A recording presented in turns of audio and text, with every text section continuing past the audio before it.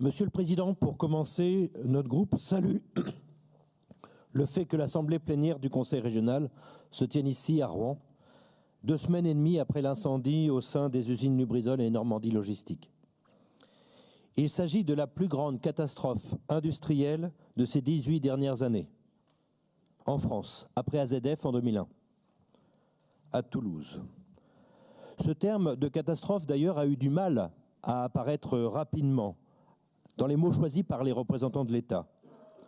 Vos propos, Monsieur le Préfet, avaient pour objectif de rassurer les populations, mais ils ont rendu les éléments d'explication obscurs, tout en minimisant d'abord les conséquences humaines, sanitaires et environnementales de cet accident. On ne peut pas dédramatiser quand le drame est bien là. Cet incendie, qui n'a heureusement fait aucune victime directe parmi les salariés du site et les riverains, a pu être circonscrit grâce au professionnalisme et le courage des sapeurs-pompiers du service public départemental d'incendie. Je voudrais à mon tour les remercier chaleureusement au nom du groupe des élus communistes et du Front de gauche à la région Normandie.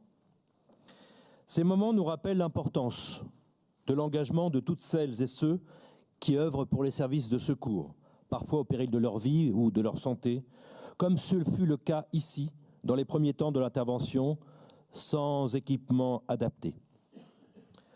En leur rendant hommage, nous réaffirmons la nécessité de ne pas réduire le nombre d'agents dans les services publics, conséquence directe des politiques d'austérité conduites à l'échelon national comme à l'échelon régional.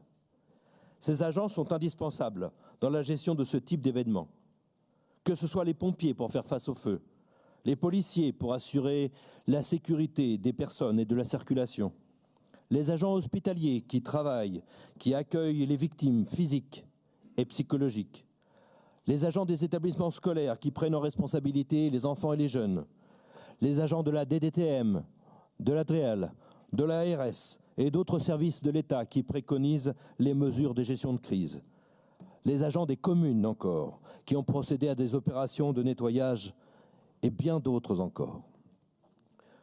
Tous ces agents font partie d'une même chaîne, une chaîne d'intervention qui permet d'être au plus près de la population.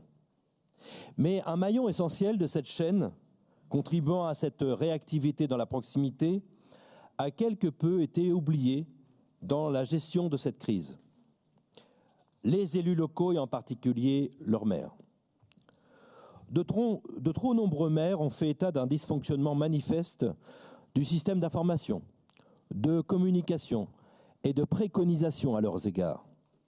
Ainsi, face aux questions et aux inquiétudes légitimes exprimées par les populations, par les administrés, des maires de certaines communes ont été laissés à leur sort pendant plusieurs heures, sans information ni consigne claire des services de l'État. Ce sont pourtant bien les maires qui sont les premiers interlocuteurs des populations, et on a bien su les trouver pour animer le grand débat national.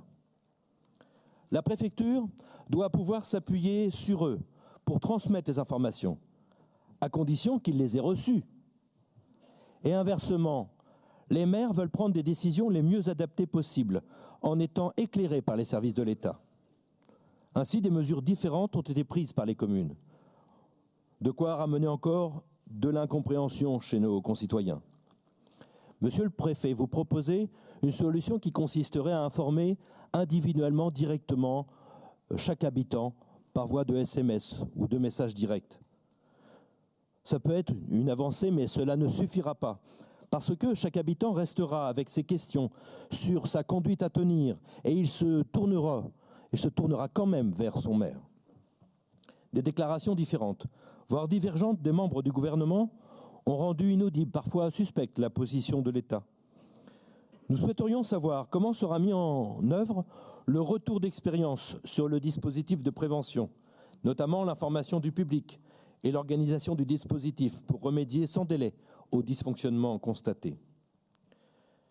Monsieur le Préfet, les habitants de Rouen et de la métropole n'ont pas encore été suffisamment rassurés par vos déclarations et par la publication récente des analyses qui ont été effectuées. Dans certaines zones, comme à Préau, où la maire a appris les résultats sur les réseaux sociaux, le taux de dioxine relevé est presque 4 fois supérieur à la normale. De même, des particuliers ont retrouvé des morceaux de fibrociment dans leur jardin et pensent que des poussières d'amiante pourraient les affecter. Il nous semble que des mesures de précaution plus larges auraient dû être appliquées rapidement pour garantir la sécurité des habitants. Monsieur le préfet, les administrés souhaitent connaître l'état de l'air respiré aujourd'hui. Qu'en est-il de l'étude contradictoire demandée par le président de la métropole de Rouen, M. Yvon Robert? La communication des informations aux habitants sur les risques encourus lors de l'épisode du nuage de Mercaptan en 2013 sur le même site industriel avait déjà posé de nombreuses interrogations. Comme vous le savez, des collectifs se sont constitués pour obtenir la vérité et la justice pour l'ensemble des sinistrés. Ils ont manifesté leur mécontentement en rassemblant près de 4000 personnes le 2 octobre et encore 1500 personnes la semaine dernière. Nous nous réjouissons et nous nous félicitons qu'ils soient associés au comité pour la transparence et le dialogue qui s'est mis en place la semaine dernière. La crainte des effets à long terme sur la santé des riverains implique un suivi médical spécialisé pour l'ensemble de la population exposée aux fumées. Notre groupe souhaiterait également être rassuré concernant la situation des salariés. L'avenir du site est remis en cause par certains, sans prendre en compte les milliers de salariés de Lubrizol et des entreprises sous-traitantes, ainsi que les conséquences humaines concernant leurs familles que cela pourrait occasionner. Sans oublier les répercussions possibles sur les emplois, par exemple à l'usine Doudal, qui est alimentée par la production du citre rouennais. Et que dire, finalement, des conséquences sanitaires et environnementales dans les pays vers lesquels certains proposeraient une probable délocalisation, des pays où les normes d'hygiène et de sécurité laissent à désirer. Je crois, parce que nous sommes partagés entre faire un retour d'expérience sur la gestion de crise et penser au futur, que nous sommes encore dans la gestion de crise, et notamment au regard de la situation que vivent les agriculteurs, pour qui on a soufflé le chaud et le froid ce week-end, et qui n'avaient vraiment pas besoin de ça. Alors, j'entends qu'au regard des analyses qui semblent positives, l'arrêté permettant la commercialisation de leur production est imminent, mais je crois que nous sommes encore dans la gestion de crise et que on peut comprendre, en tout cas admettre, nous n'avons pas d'autre choix, que les premiers instants de la crise aient subi des dysfonctionnements, voire été un peu chaotiques, mais on comprend moins pourquoi la gestion de la crise dans la durée conserve autant de dysfonctionnements. Et je n'incrimine pas ici uniquement les services de l'État qui sont très bien représentés, mais aussi l'État à son plus haut niveau.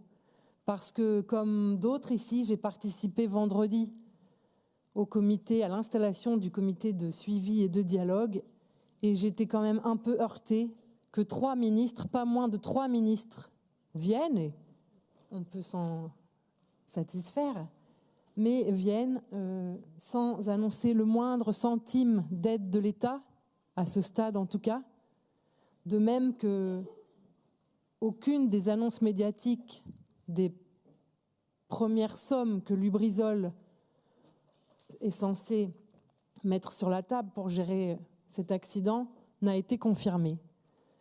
Les collectivités prennent leur part et tout à l'heure on soutiendra bien évidemment le fait que la région vienne en soutien des agriculteurs, mais c'est quand même regrettable, pour ne pas dire plus, que l'État ne fasse pas un geste, n'annonce pas un geste plus précis à ce moment-là.